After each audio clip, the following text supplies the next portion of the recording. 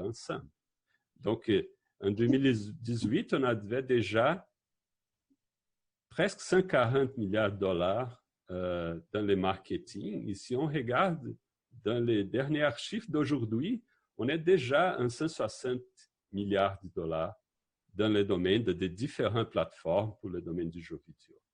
Donc, c'est vraiment une immense industrie avec plusieurs top compagnies, on peut dire, comme des Chinoises, Tencent, qui c'est des chiffres d'affaires dans l'ordre de 20 milliards de dollars, des croissances incroyables.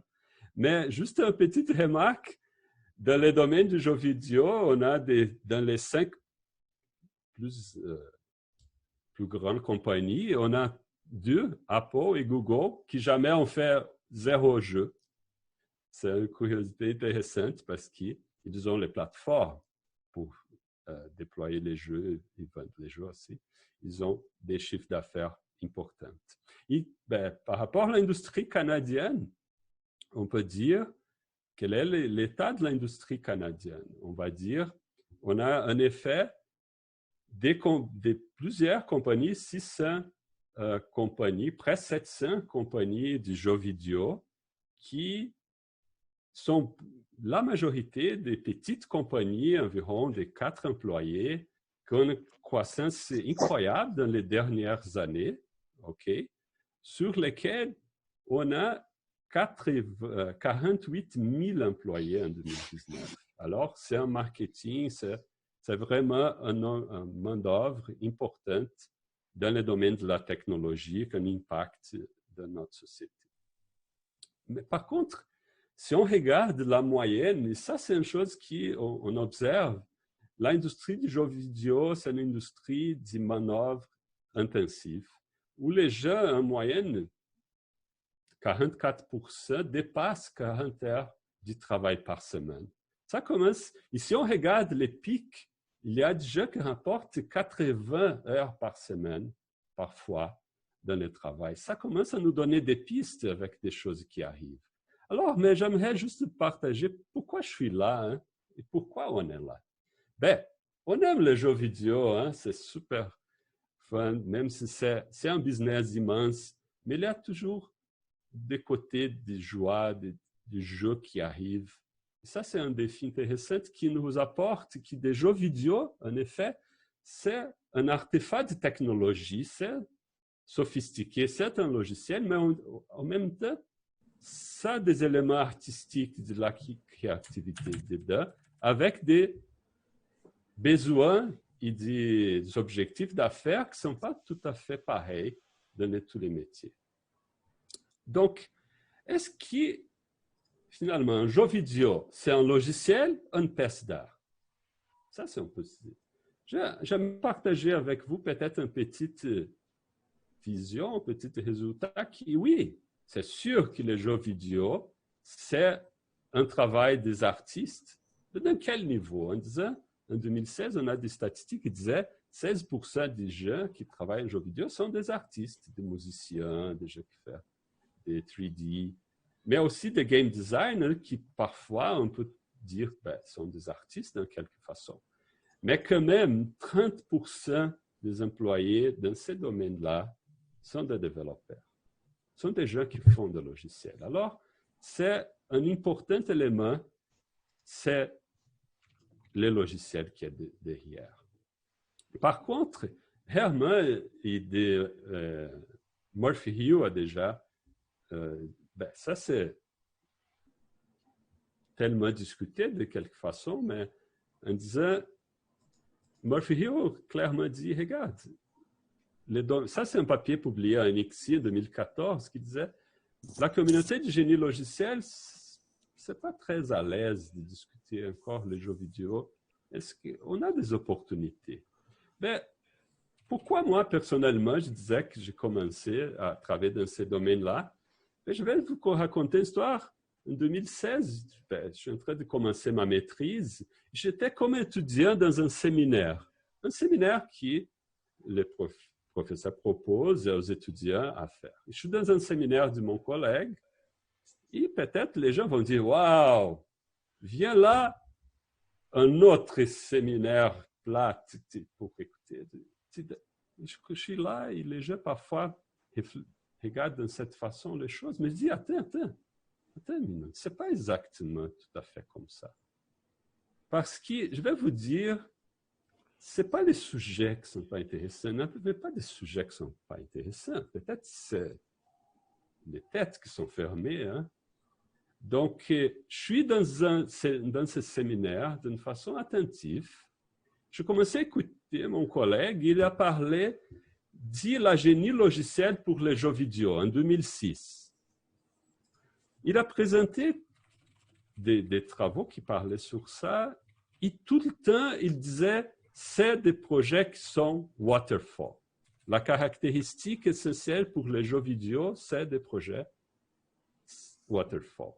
Et après, il donnait ses arguments, j'ai dit, mais attends, vous travaillez, les jeux vidéo, c'est un domaine dynamique, artistique, créatif. Les méthodes agiles, peut-être c'est une bonne solution. C'est moi là en train de faire des commentaires.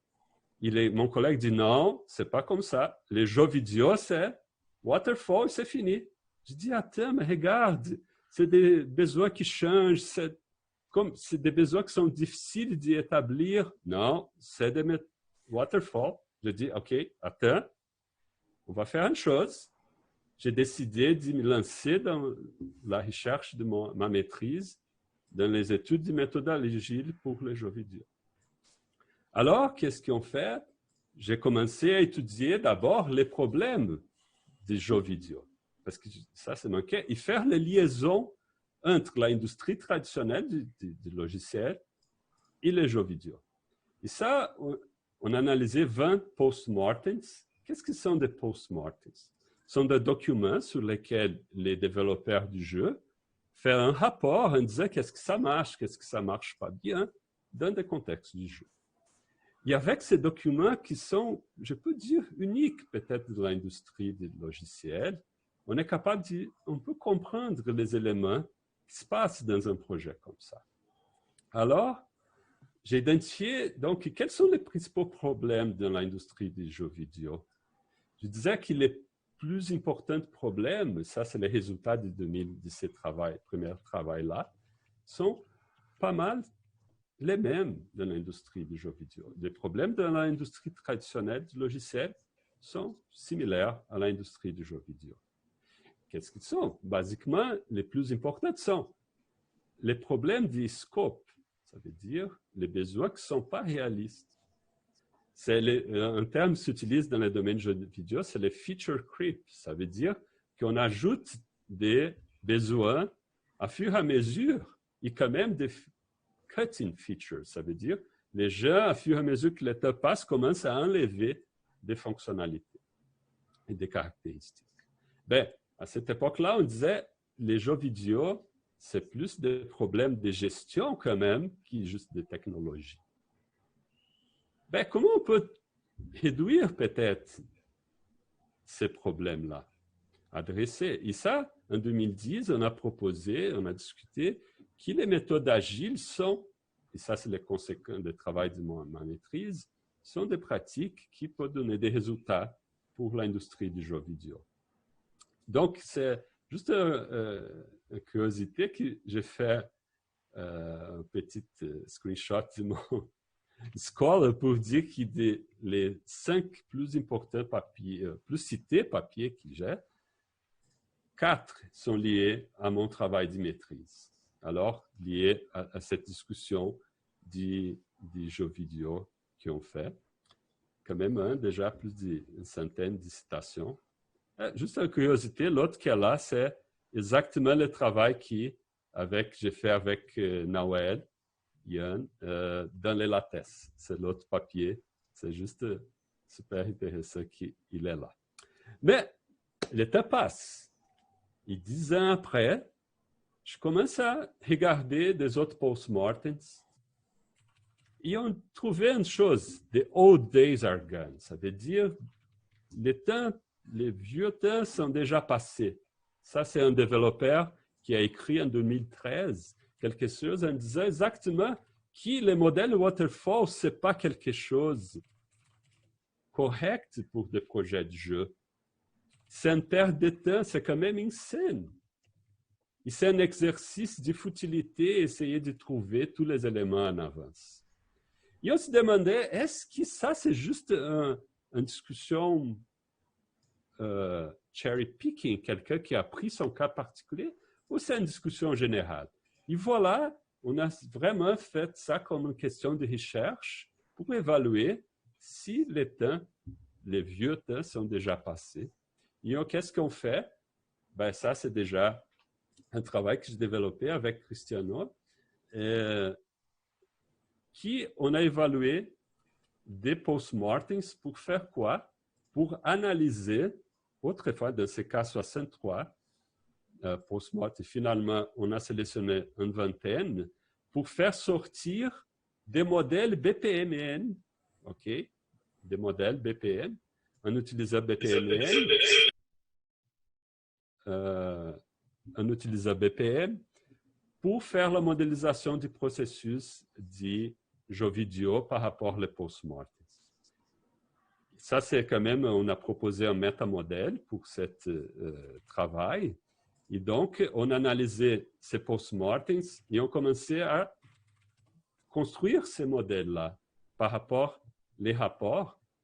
Et on a évalué des processus de jeu qui sont interactifs, quand même hybrides, ad hoc et de waterfall. Et si on regarde, on a trouvé, à cette époque-là, 2016, on parle 11 déjà de 20 projets qui sont déjà interactifs. Mais ça reste encore la vision waterfall de 6 projets sur 20. Donc, si on analyse des pratiques agiles, pour se stationner tout seul, voici le Ford Escape 2020. OK. Si on regarde des méthodes pratiques agiles, c'est sûr qu'il y en a plusieurs projets qui les adoptent, mais ça reste encore des projets qui ne sont pas très attentifs à ces pratiques agiles. Donc, c'est qu'on peut dire, est-ce que les temps vieux sont déjà passés dans les jeux vidéo? Ben, on peut dire, ça commence, mais pas complètement encore. Ça reste des choses. Les processus interactifs, ça commence à devenir super important, mainstreaming, mais ce n'est pas tout à fait 100%. L'agilité aussi commence à améliorer et commence à devenir très utilisée, mais encore, ça c'est le résultat qu'on disait, cette culture du processus interactif, des pratiques agiles, les avantages des pratiques agiles ne sont pas du tout encore très bien entendus dans cette discussion. Ben, 2017, on continue à faire une extension de ce travail qu'on a présenté dans les IST, les journaux IST. Qu'est-ce qu'on fait? On a proposé, ça c'est le travail de maîtrise qui ont travaillé ensemble avec Cristiano, pour faire un système de recommandation du processus. Ça veut dire qu'on a pris de plusieurs post-mortems, on a utilisé cette technique pour proposer les modèles du processus. On a créé un dataset du processus de développement de jeux vidéo. Et donc, avec ces datasets, on a produit un système de recommandation pour des processus de jeux vidéo qu'on a publié dans les AST. J'aimerais vous remarquer avec vous un point qui c'est, en 2018, ça arrivait quelque chose dans l'industrie du jeu vidéo un peu différente, un peu spécial. Peut-être plusieurs de vous ont déjà l'opportunité de jouer quand même un jeu qui s'appelle Fortnite, Battle Royale. Fortnite était vraiment un des plus gros succès de l'industrie du jeu vidéo, dans les dernières années, avec 125 millions de joueurs environ et 33,2 millions de joueurs concurrents. Ça, c'est vraiment immense. Fortnite a fait pousser l'infrastructure du jeu vidéo et ça fait changer la structure qu'on fait. Mais j'aimerais remarquer avec vous un élément dans une conférence qui fait le publisher de Fortnite qui disait Fortnite était un une situation, un lancement qui n'est pas nécessairement conventionnel. Pourquoi? Parce qu'ils ont essayé, ils ont développé le projet en 2 mois de développement environ.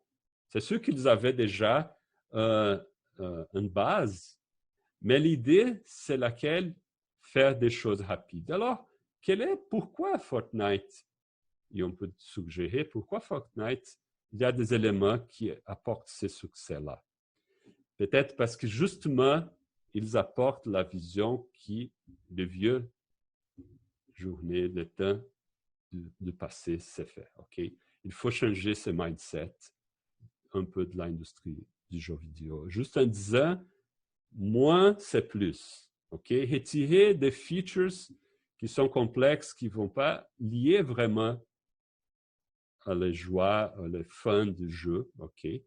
Et livrer le plus tôt possible, réduire la quantité des éléments sur lesquels ils vont faire la livraison. Ça veut dire que l'autre chose essentielle, c'est qu'ils vont faire des livraisons par saison. Ça veut dire qu'à chaque 10 semaines, ils vont faire des livraisons continues dans des modèles dits microtransactions. Ça veut dire qu'on va fournir les systèmes gratuitement, mais des interactions rapides. Et en même temps, cette interaction avec les joueurs qui va faire continuellement les changements du logiciel, du jeu, pour guider les décisions d'une façon interactive avec les joueurs. Et ça, c'est des éléments, ça veut dire que les changements au temps, ça fait partie du business de ce projet-là. Les mots changement, c'est les mots clés dans le Fortnite, dans cet esprit. Ça veut dire que les modèles waterfall, ça ne fonctionne pas pour le Fortnite. Alors, j'aimerais partager qui parle des changements. C'est justement faire la réponse au changement, c'est justement l'esprit du manifeste agile. Donc, j'aimerais dire que finalement, peut-être Fortnite nous ouvre l'opportunité de dire qu'un jeu AAA, ça veut dire des jeux vraiment gigantesques pour l'industrie du jeu vidéo, ça commence à comprendre l'importance de la façon interactive qui apporte les méthodes agiles, les pratiques agiles. Ça fait 20 ans du manifeste agile et 14 ans qu'on discute ça dans l'académie pour proposer Fortnite commence à apporter cette vision. Mais en même temps, l'industrie du jeu vidéo, ça reste toujours avec des défis, avec cette vision conservative qui disait ben, jeu vidéo, ce n'est pas des génies, c'est juste un œuvre d'art. La génie logicielle, ce n'est pas pour nous, c'est pour des mortels. Notre truc là, c'est la performance. Attends, ça reste encore des défis pour la génie logicielle de ce domaine-là. Juste que dans cette époque, en 2018, juste pour je travaillais, j'ai fait un meet-ax à Concordia chez Ubisoft. J'ai travaillé comme stagiaire là-bas, supervisionné par Wahab du Concordia. Et on a travaillé dans le domaine du log analysis pour les jeux vidéo, dans le contexte du serveur du jeu vidéo. Et on a détecté pour créer des modèles du machine learning, à cette époque-là, on utilisait Random Forest, pour détecter des anomalies dans l'infrastructure. Et c'est super intéressant parce qu'avec des modèles-là qu'on a proposés, on est capable de détecter des anomalies dans des systèmes avec 30 minutes plus tôt que les ingénieurs. Alors, c'est juste un cas comme on peut travailler dans ces éléments de la génie logicielle pour les jeux vidéo. Alors, mais maintenant, on est en 2018, le travail de recherche, ça continue et de nouveaux résultats reviennent, sont là. Ben, on a présenté cette année un MSR, un dataset des problèmes du jeu vidéo, qui on a fait une analyse de 200 post-mortems pour faire sortir les problèmes du jeu vidéo. Ça veut dire qu'on est en train de mise à jour le travail que j'ai fait en 2009 c'est la nouvelle version de cette, qui 10 ans après, avec pas seulement 20, on a agrandi à 10 fois les datasets que j'ai fait en 2008-2009, avec vraiment un dataset pour aider les gens à comprendre ces phénomènes. Et avec cette dataset, on est en train de faire un papier IST qui était déjà un major revision et super bon feedback. On a analysé ces 200 post-mortems pour faire sortir des problèmes, des 20 types différents de problèmes. Alors, c'est un travail qu'on est en train de mettre en place. L'autre travail important qu'on a soumis à JSS, qui est déjà sur Minor Revision, c'est un travail sur les Game Engines, le moteur du jeu. C'est un pièce importante dans l'industrie du jeu vidéo qu'on est en train d'étudier profondément. On a fait une comparaison entre les frameworks traditionnels de l'industrie du logiciel et aussi des Game Engines, plus de presque 300 Game Engines open source. Alors, on est aussi en train de faire des travaux dans cette direction. Juste pour finir et de partager un peu cette discussion, ça veut dire que, regarde, on a plein d'opportunités dans le domaine de la génie logicielle pour les jeux vidéo. Et j'aimerais partager peut-être avec vous l'idée on peut travailler ensemble. Et je suis là pour dire, regarde, je regarde la génie logicielle comme quelque chose intégré et on peut ajouter cette vision à plusieurs projets. Par exemple, quels sont mes principaux projets qu'on travaille? Ça, c'est pour les game testing. Ça, c'est un travail que je développe avec Cristiano et Ian Gaël, qui les co-dirige aussi. L'idée dit les tests du jeu vidéo, ça reste encore quelque chose extrêmement dur. Et on peut se servir et de créer de nouvelles techniques pour produire des systèmes à aider les gens à réduire cette charge-là, spécialement dans les problèmes de régression. Alors, c'est une chose on travaille maintenant sur ça, spécialement pour réduire ces coûts de tests. L'extension du travail de JSS pour la question d'architecture des Game Agents, spécialement pour les comprendre, quelles sont les similarités, quelles sont les choses quels sont les défis qu'on peut voir dans le reverse engineering de ces projets-là, comme un défi pour l'analyse de ces sortes de projets et regarder des choses en commun qui peut servir la communauté des Game Agents. Aussi, pour le débugage, je proposais une approche pour le débugage interactif qui s'appelle Swarm Debugging. Et on peut appliquer cette technique-là aussi dans le contexte des jeux vidéo pour ses spécificités. Donc, ça, c'est un projet, une opportunité aussi à exploiter. Spécialement aussi des études empiriques, de faire des études empiriques pour développer des théories, des modèles de qualité dans le domaine du jeu vidéo. Spécialement parce que j'ai le plaisir d'avoir un Discovery Grant exactement pour développer des modèles de qualité pour les jeux vidéo.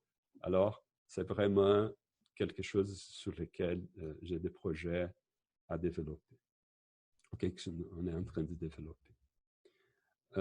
Aussi, un détail, un aspect important, c'est que les jeux vidéo commencent à devenir as a service. Si peut-être vous connaissez déjà les Google Stadia, c'est le service de Google pour les jeux vidéo comme service, mais aussi NVIDIA propose, il y en a des autres.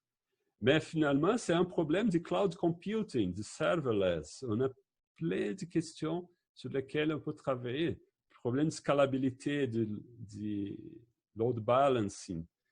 Aussi des problèmes de continuous integration, continuous delivery.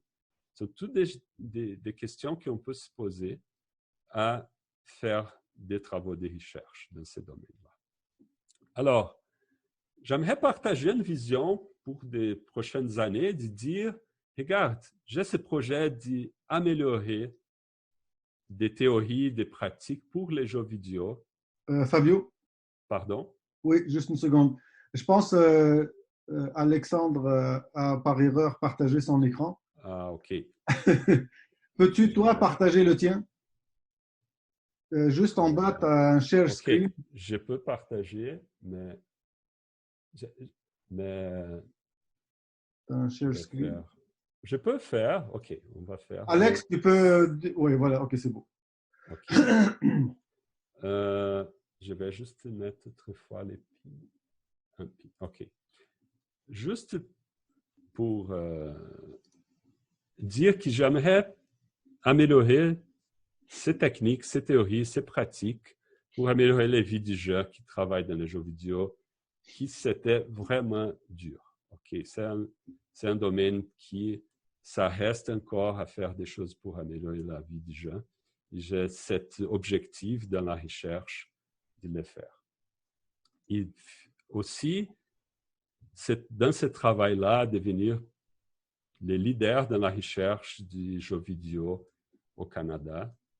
Ça, c'est une vision que j'ai pour les prochaines années. Et je crois qu'on a plein de choses à collaborer pour travailler ensemble. Ben, juste pour donner des highlights, pour finir, ben, je dirais, parfois des idées de recherche, ça prend temps pour qu'ils sont là. OK, alors, ils ont besoin de la persévérance, ça prend temps. Donc, parfois, on fait des travaux de recherche qui, doucement, commencent à avoir des résultats, mais parfois, l'impact de notre travail, ce n'est pas tellement direct, mais c'est l'ensemble qui le fait. Donc, ça prend temps. OK? L'autre chose, c'est les idées de recherche sont partout. Écoute vos collègues, écoute vos clients, écoute vos usagers, écoute les conférences attentivement, parce que c'est là qu'on va trouver peut-être une idée qui va faire une immense différence, une idée simple qui peut peut-être changer votre vie, comme les séminaires que j'ai écoutés de les collègues, ça a changé ma vie. OK? Les idées sont partout. Profite bien les opportunités avec la tête ouverte pour écouter les gens. Les jeux vidéo, c'est un espace d'expérimentation magnifique qui fait pousser l'informatique et la génie logicielle. Donc, ça, c'est, je crois que dans la recherche du jeu vidéo, on a un espace pour faire avancer l'informatique qui peut-être n'est pas pareil dans des autres pratiques. Donc, j'espère qu'on continue à avancer dans cette direction. Ben, l'agilité commence à devenir quelque chose de plus en plus important dans ces domaines-là. Les visions du jeu commencent à changer. Donc, ça, c'est des résultats qu'on regarde. Mais encore, la gestion du besoin, ça reste toujours encore un problème à régler. Ben, comme on dit, on a plein d'opportunités de recherche dans l'architecture, dans les tests, dans la fiabilité, dans l'observability.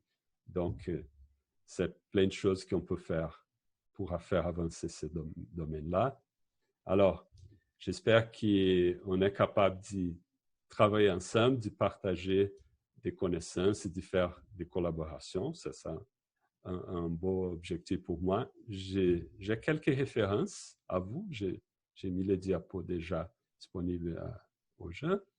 Et donc, voilà, ça c'est le travail que j'aimerais partager avec vous. Et si vous avez des questions, je suis là pour les répondre. Merci beaucoup, Rafet, autrefois pour l'invitation. J'espère que vous avez apprécié. Merci beaucoup. C'est super intéressant. J'ai des tonnes de questions. Mais je vais laisser mes plus jeunes collègues poser leurs questions d'abord. Vas-y, Souheila. Bonjour. Bonjour. Je suis désolée que je vous pose mon question en anglais parce que je parle en français tout. I saw your paper about the database of video games development problem, and I saw that you have written there that you're going to solve the gap between the video game database and the development of more trustful information. So I wanted to know that what is the main challenges here for you to actually developing and the kind of video games, you know? So, absolutely. Thank you for your question. So, as I said, yet the requirements, it means that features, the game change a lot. What's the fun?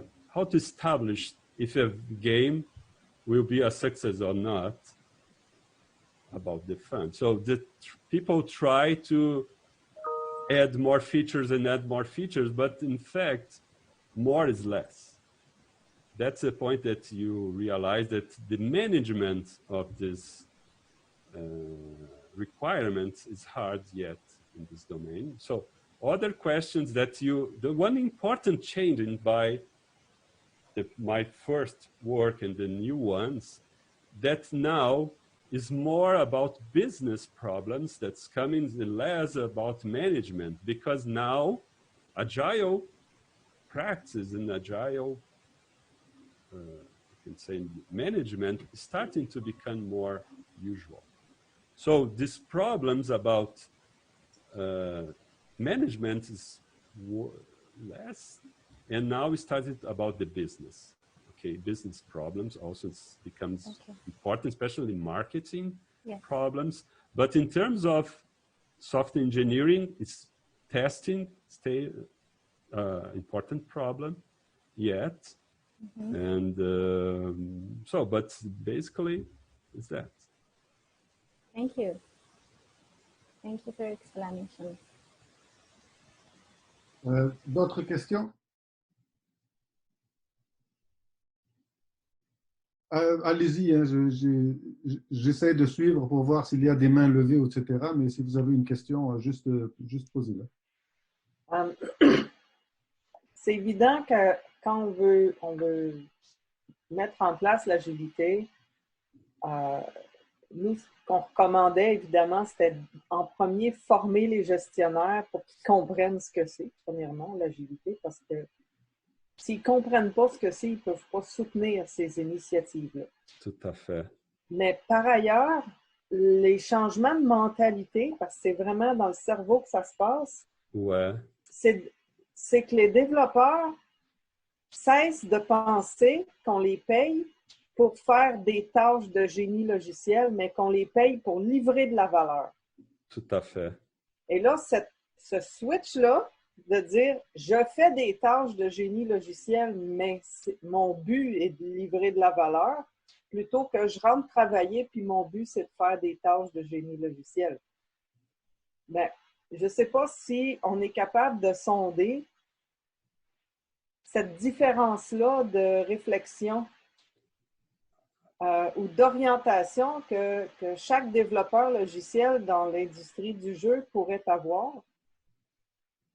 Ce qui nous permettrait de comprendre, est-ce qu'on a une agilité ici qui est bien implantée au cœur de l'organisation ou elle est superficielle parce que tout le monde pense qu'il rentre le matin pour développer? Ouais. Absolument vrai. Absolument vrai. Bon, mon commentaire, c'est extraordinaire, c'est tout à fait. Mais juste pour vous dire que dans ma vision, dans mes cours de génie logiciel, j'apporte exactement la vision ingénieur comme quelqu'un qui produit des valeurs. Parce qu'on va faire la distinction entre les développeurs et ingénieurs. Malheureusement, les gens imaginent exactement comme vous avez mentionné, que le but d'un développeur, c'est faire des codes. Mais c'est faux. c'est de régler des problèmes, de donner de valeur aux clients. Donc, c'est ça que j'ai dit à mes étudiants, apporte le casque d'ingénieur et moins la casque de développeur. Parce qu'il est là qu'on va faire la différence. Dans l'industrie du jeu vidéo, je peux vous garantir que c'est pire que la traditionnelle. C'est beaucoup pire. Beaucoup pire. Parce que les gens viennent, je ne sais pas, ok, peut-être c'est un peu délicat de dire, ok, mais la majorité des gens qui travaillent dans l'industrie du jeu vidéo viennent ou du computer graphics ou d'intelligence artificielle. Ils ne font pas beaucoup d'emphasis, de focus sur la génie logicielle. Donc, ça donne des traces au travail. Ils regardent, mon but, c'est améliorer l'algorithme. C'est fini, je vais prendre ma bière. Non, ce n'est pas comme ça. On doit comprendre exactement comment un système, mais Sylvie, exactement comment on va le faire, c'est encore un défi. Peut-être on peut commencer des travaux avec des petites entreprises pour les aider à y aller dans cette direction. Mais dans ma expérience de ce travail-là, c'est vraiment, vraiment dur. Encore. Absolument dur à porter de l'agilité dans des grosses compagnies de jeux vidéo. Parce qu'ils disent une chose, regarde, on sait faire la job. Et on fait ça, ça fait 30 ans. Et ça fonctionne. On s'en fiche si ça donne plus de coûts, ça fonctionne. On fait de l'argent. Ça me touche un peu. OK? Mais c'est pour ça que j'ai dit, la recherche, ça prend du temps. Peut-être que ce n'est pas notre génération qui va voir ça, mais on travaille, on continue. Mais je suis absolument d'accord avec vous, il faut apporter cette vision d'ingénieur qui apporte quelque chose et pas quelqu'un qui juste fait des codes. Ça, c'est... Mais comment on va faire, c'est une bonne question. À mon avis, c'est de démontrer des résultats. Ça, c'est mon point. C'est de faire des projets qui utilisent ces sortes de techniques et démontrer que ces techniques s'apportent plus de valeur. Comme Fortnite, c'est un exemple. Peut-être les gens vont dire, Fabio, Fortnite, ce n'est pas vraiment un exemple d'agilité standard. Absolument non. Tout à fait. Il y a plein de choses derrière, je ne vais pas entrer en détail avec vous, mais ils apportent quand même une vision d'y apporter des changements rapides. Ça, c'est pour moi, c'est une vision importante que Fortnite nous donne. Certainement, je n'ai pas répondu à votre question, mais oui, non, ça va, je donne des pistes. Ça va, mais c'est nos plus gros freins à l'adoption de l'agilité, parce qu'avant d'être professeur à l'UQAM depuis 8 ans, j'étais coach agile en industrie. OK. Puis c'était typiquement les freins, ils venaient de 2 places. Les cadres intermédiaires, donc les managers de premier, deuxième niveau. Puis après ça a été les architectes. Tout à fait. Parce que historiquement, les architectes, ils vivaient dans une tour d'ivoire. Absolument. Et puis là, on dit non, il faut que tu sois en soutien à l'équipe, puis tu es le gardien de l'intégrité de l'architecture, mais ce n'est pas que c'est pas ton bébé, c'est pas t'es tout seul à contribuer. Bon. Mais les cadres, les managers, leur gros défi, c'est de dire je suis devenu cadre parce que j'étais bon au cours de ces 15, 20 ou 25 ou 30 dernières années. J'ai appliqué cette méthode traditionnelle qui m'a apporté beaucoup de succès. Pourquoi je changerais? Absolument. OK? Absolument vrai. Puis, ils se voient comme des gestionnaires de personnes. Donc, ils vont dire, Joe, tu fais ça. Sophie, tu fais ça. Charles, tu fais ça, et puis ils sont très directifs en général. Et puis là, soudainement, tu leur dis, ah non, Management 3.0, tu n'es plus un manager de personnes parce qu'en Agile, les personnes doivent s'auto-organiser. Tu donnes des objectifs et tu es le gardien de l'efficience et de l'efficacité du processus. Absolument. Oh. Là, c'est quelque chose de nouveau, ça les déstabilise complètement parce qu'ils disent, ben, j'ai jamais fait ça. Je sais pas faire et je veux surtout pas avouer à tout le monde que je sais pas faire. Et puis là, la résistance, elle est très forte, là. Absolument. Moi aussi, je partage les mêmes sentiments parce que j'étais Agile Coach avant de venir au Canada. Et j'ai plein de succès comme dans des projets agiles, mais grâce à soutien de haute direction. Absolument. Et l'autre chose, c'est que j'ai développé les équipes du coach. Ça veut dire pour faire une vision. Mais l'autre chose, c'est travailler avec qui aimerait travailler de cette façon. Oui. Parce qu'il y en a toujours des gens, n'importe quel effort tu fasses. Les gens qui sont contre sont systématiquement contre. Ils vont faire tout pour détruire ces sortes de travail. Ça ne fonctionne pas.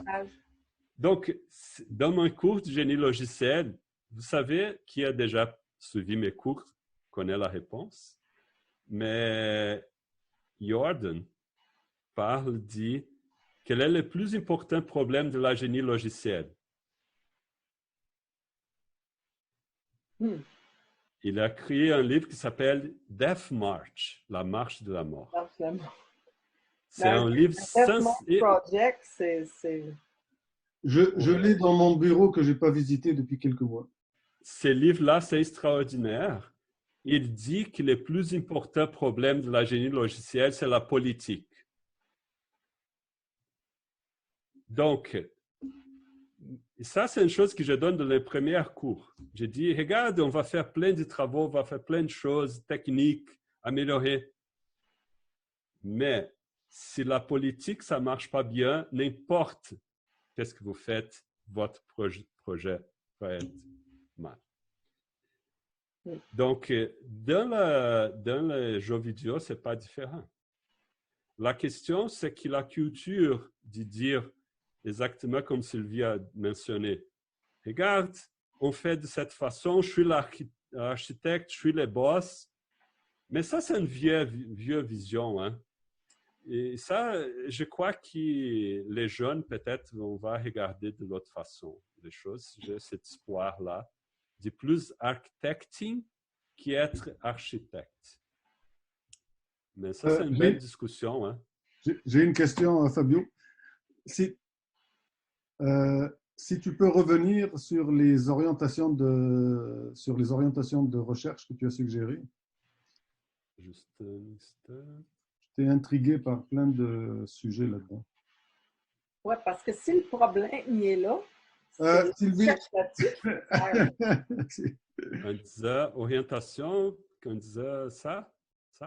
Non. On disait, il y avait le testing. Oui, OK. Ça. Testing. Oui. Quand j'ai vu ça, je me suis dit, ah oui, c'est vrai, c'est l'enfer. Parce que dans les jeux vidéo, ben oui, il faut que tu essayes tout. Je sais que dans les applications web, par exemple, tu as des utilitaires, ceux qui ont joué un peu avec ça. Exactement. Tu as par exemple le Postman. Postman qui te permet de simuler des requêtes de services, REST, etc. Ouais. Qui te permet de faire abstraction d'une interaction directe.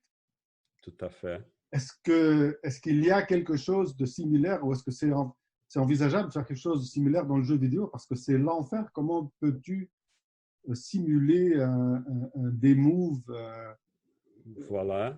Avance, tire, tourne la caméra, mais mon Dieu, mais c'est l'enfer. Voilà.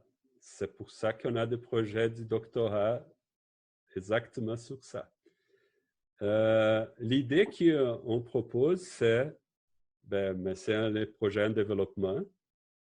On est entre des amis là, Donc, je suis en train de discuter ensemble une des propositions, c'est de comprendre les interfaces de Game Engines pour entrer dans le corps de Game Engine et essayer de faire l'interceptation de ces événements dans le corps de Game Engines. Ça, c'est une approche. L'autre approche, c'est que, classiquement, les gens vont essayer de parler, de faire des modèles de machine learning pour détection de problèmes par rapport aux images. Ça veut dire qu'on va récolter des images. Ça, c'est une approche dans notre discussion, ce n'est pas le meilleur dans la direction du jeu vidéo. La question, c'est qu'on peut toujours, pour des tests de régression, comparer l'état qui arrive, on collecte ça, dans le kernel de Game Engine, on regarde, et après, on peut comparer après la régression pour regarder quelles sont les choses qui changent. Mais ça, c'est un projet en démarrage encore, on n'a pas de résultats dedans. Mais c'est ça notre vision. Une chose qu'on a déjà regardé, en fait, c'est que des petits projets, on a l'accès.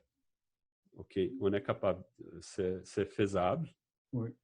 Mais tous les parcours et aussi toutes les sortes de problèmes, parce que notre travail sur des problèmes, c'est justement pour faire les mappings de problèmes qui sont plus discutés pour des joueurs. Donc, maintenant, on commence à évaluer quels sont les problèmes sur le terrain, vraiment dans les jeux, qu'on va modéliser, qu'on va attaquer. Parce qu'on sait qu'on n'est pas capable de tout régler dans un coup. Donc, on va chercher des problèmes plus importants et que notre modèle est capable de détecter peut-être automatiquement. Mais la piste que je vous donne, c'est regarde les Game Engines. Regarde les Game Engines qui sont la porte à faire ces sortes d'outils. Parce que l'autre difficulté que je vois, c'est aussi si tu as des non-playable characters,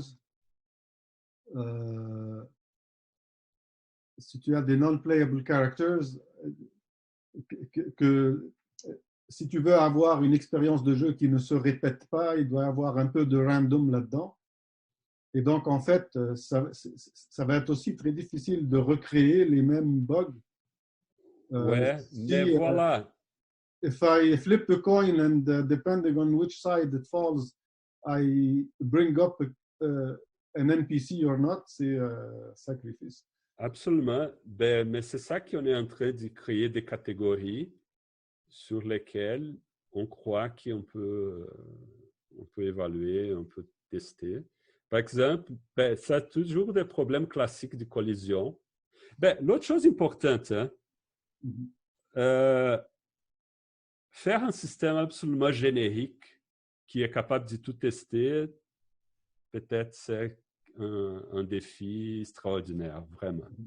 Mais des modèles qui apprennent par rapport aux testeurs, parce qu'on a un testeur, on apprend qu'est-ce que les gens font dans un contexte spécifique d'un projet, et avec cet entraînement, on peut faire des agents testés autrefois. Parce que ça, c'est l'autre chose. Imaginez qu'on peut lancer quelque chose qui peut tester toutes les sortes de jeux. Ça, c'est, à mon avis, un peu utopique encore. Mais, par contre, si on a des modèles sur lesquels on apprend par rapport aux testeurs, les tests qu'ils font en session manuelle, on peut apprendre avec eux. Et là qu'on peut utiliser pour la régression. Donc, c'est ça la discussion qu'on fait. Mais on n'a pas de résultat encore, malheureusement. Et ça, c'est un projet qui a besoin de bras, n'est-ce pas, Christian? Pourquoi Christian n'a pas assez de bras? Non, il est très fort, mais il y a toujours des opportunités. Il en a juste deux. Où est-ce que tu l'as trouvé? Christian est un excellent développeur. Il fait un travail extraordinaire. Merci, merci beaucoup. Mais c'est un défi énorme. Et on voit ça comme une vision de long terme. Tes points, en fait, c'est vraiment correct. C'est extraordinaire. Si pour les applications web, on a déjà des problèmes pour faire des régressions, Ouais. imaginons des jeux vidéo. Ouais. Mais c'est un défi et on est là pour le faire. Mon autre question, are game engines frameworks? What was the answer and why is that important? Ben, la réponse, c'est que les gens imaginent que les choses dans les jeux vidéo sont différentes. Mais après l'analyse et faire la comparaison, on a remarqué qu'elles ne sont pas tellement différentes. D'un terme de complexité, les jeux vidéo, c'est un peu plus complexe. On a analysé la complexité cyclomatique. Ils sont un peu plus longs quand même, mais ce n'est pas énorme la différence. Si on regarde des frameworks traditionnels et on regarde, pour moi, c'est quand même un résultat un peu... Moi, honnêtement, j'avais l'hypothèse qui était différente. Mais non, ne sont pas tellement différentes. OK, c'est vrai que ce sont des projets de Game Engine qui, peut-être la majorité, sont petits. Mais quand même, on a analysé Godot. C'est un super puissant Game Engine. Et la réalité, c'est non, ils sont pas mal similaires. On fait aussi un survey avec 124 développeurs de Game Engines. Et dans la vision des jeux de Game Engines, ils imaginent qu'ils ne sont pas pareils, qu'ils ne sont pas similaires, que sont choses différentes. Mais quand on regarde à l'interne du code, ils sont similaires. Donc, ben, c'est vrai qu'on a utilisé des variables, des métriques, peut-être sont un peu génériques, mais voilà. Ça, c'est des résultats qui, pour nous, c'est intéressant de dire Game Engines, finalement, sont des frameworks. Ça, c'est une conclusion qu'on fait. C'est un framework, c'est une sorte... Un Game Engine, c'est comme un web framework. C'est une catégorie de framework. Et ça me sert à quoi de savoir ça? Qu'est-ce que je peux transposer des frameworks qui seraient utiles? La discussion qu'on propose, c'est de dire, regarde, les techniques de génie logiciel qu'on adopte sont aussi peut-être utilisées et on peut ajouter de valeur aussi à des projets de jeu. C'est toute cette discussion qu'on fait pour dire, regarde, messieurs du jeu vidéo, vous pouvez se servir des choses qui viennent de la génie logiciel classique. Vous n'avez besoin pas faire toujours de nouvelles choses. Okay. Il y a des avantages dans les pratiques qu'on fait, même si vous n'êtes pas très à l'aise. Et ben, c'est sûr que c'est un premier travail dans le Game Engine. L'idée, c'est de continuer. Mais la discussion, c'est de comparer toujours pour démontrer que c'est une catégorie de framework finalement. Parce que quand tu as montré ça, je ne connais pas des Game Engines. Je donne un cours projet où depuis des années, de plus en plus de projets sont des jeux vidéo. Et donc, à force de voir des projets, des étudiants parler de Unity, etc., je commence à me faire une petite idée sur ce que ça contient. Mais bon, effectivement, maintenant, je ne sais pas qu'est-ce qu'il y a comme outil génie logiciel pour juger la qualité de framework. On les juge en qualité de est-ce que les hotspots sont bien choisis? How do you test the framework? I have no idea. Si je peux intervenir, en fait, j'ai une petite question et aussi peut-être reliée à ta question. Je co-dirige actuellement un étudiant avec Segla, que certains d'entre vous connaissent. Puis il a fait une petite, pour commencer son travail avant d'aller vers le développement, il a fait une étude sur Game Development Stack Exchange. Probablement, Fabio, tu dois le connaître, GDSE. Puis on a regardé un peu les problèmes soulevés par les développeurs. Et en fait, je traduis mes idées maintenant, ils viennent plus en anglais qu'en français, je sais pas pourquoi, mais la majorité des problèmes reportés par les développeurs sont reliés au framework et non pas Absolument. comment dirais-je, aux concerns. C'est plus relié à Unity ou je me souviens pas des autres noms, mais Unity, Unreal, oui, Godot. Xara ou whatever it is. En tout cas, donc les top Mhm. aspects sur lesquels les gens posent des questions ou sur lesquels ils ont des problèmes, c'est relié au framework utilisé dans Game Development. Et Absolument. après, plus loin, on retrouve un peu des thématiques reliées à je veux faire quelque chose dans 3 dimensions ou des aspects géométriques, etc. Et donc, en fait, je me demande par rapport à tout ce qui est test, je m'y connais pas du tout, donc je me pose la question, est-ce que la façon de tester les applications dans le game development est influencée beaucoup par ces frameworks? J'imagine que oui. Puis en fait, je suis Ça, un peu, ouais. voilà, ça c'est une bonne question parce que traditionnellement, c'est toujours des boîtes fermées, les tests du jeu vidéo. Comme ça fonctionne, les publishers envoient les jeux vidéo à notre compagnie qui fait que des tests, complètement manuels. Et Okay. ça me touche, hein, parce que finalement, c'est beaucoup de coûts, beaucoup de régressions. Donc, regarde, souvent on a des problèmes dans les game engines ou des problèmes liés aux game engines qui finalement sont regardés seulement pour une autre compagnie qui fait des tests.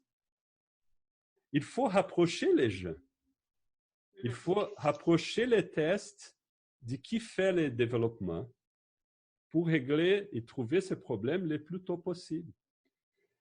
C'est ça, mais la discussion, et c'est un peu pour ça qu'on fait des études Game Engine, parce qu'on croit qu'il y a des choses à améliorer, il y a des pratiques à mieux comprendre, comme les faire, spécialement, regarde, Ghislaine, chaque engine peut avoir des patrons différents.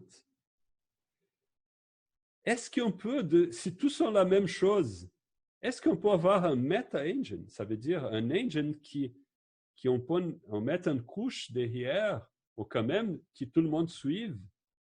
Tout le monde, c'est un peu exagéré, jamais va avoir. Mais qui on peut s'apporter des choses standardisées pour simplifier la vie des gens. Avant, on avait les XNA de Microsoft. Maintenant, c'est fini. Ils utilisent les monogame. À cette époque-là, c'était un standard, mais c'était très bas niveau. Aujourd'hui, les game engines apportent des services plus de haut niveau. Quand même, c'est presque un IDE. Donc, c'est ça, les problèmes dans le game engine qui apportent aux développeurs, je peux dire techniquement, sont des problèmes majeurs, mais en même temps, on doit utiliser les game engines. On gagne beaucoup de temps. C'est comme on va faire une application Java en Spring. On ne va pas faire from scratch les choses. Ça, c'est la même chose.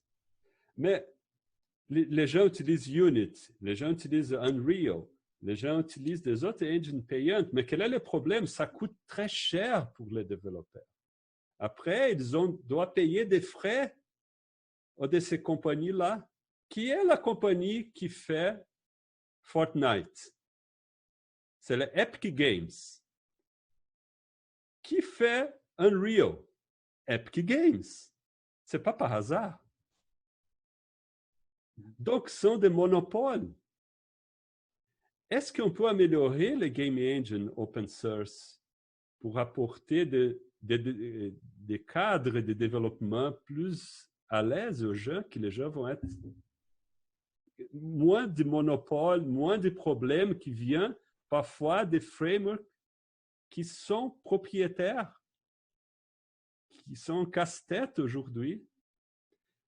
Donc, ça, c'est des belles discussions et ben, c'est super cool de savoir que tu travailles avec Segla. J'ai déjà un papier avec lui dans les VR et Segla, c'est un bon partenaire. J'ai bien aimé reconnaître votre travail dans cette équipe-là. C'est génial. D'accord. Oui, oui, oui. Merci, Fabio. Est-ce qu'il y a d'autres questions? Moi, Ben, honnêtement, j'ai dit, je suis là pour... J'ai dit toujours au Hafed qui, finalement, pour moi, la recherche, c'est un partage entre des amis. Quand j'écris un papier, c'est une lettre à mes amis. Alors, vous êtes tous mes bons amis avec qui on partage les mêmes envies de faire de belles choses. Alors, n'hésite pas de me contacter. You're not off the hook yet. Ouais, mes coordonnées sont là. Okay. Ben, vous pouvez me suivre au Twitter, je suis pas mal actif. Par courriel aussi. Si vous avez besoin des informations, les papiers sont toujours disponibles. Alors, c'est vraiment un plaisir d'être avec vous aujourd'hui. J'ai une autre question. Ah oui, pardon. J'ai une autre question. En fait, un petit commentaire et après une question. Donc, si je comprends bien, tester un game engine, c'est comme c'est tester une machine virtuelle. Alors, les gens qui développent des langages, je ne sais pas si Jean est encore là, s'il est réveillé. Oui, je suis là. Oui.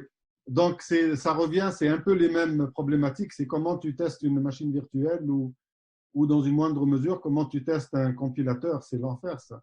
Mais qu'est-ce qu'on peut réutiliser de ça pour les game engines? Mais c'est intéressant parce que c'est pas 0-1.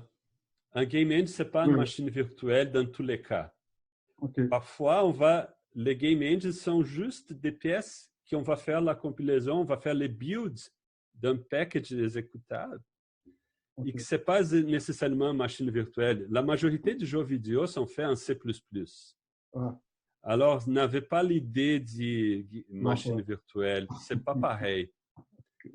Mais c'est tout un cadre sur lequel on met des pièces dedans. C'est un peu différent.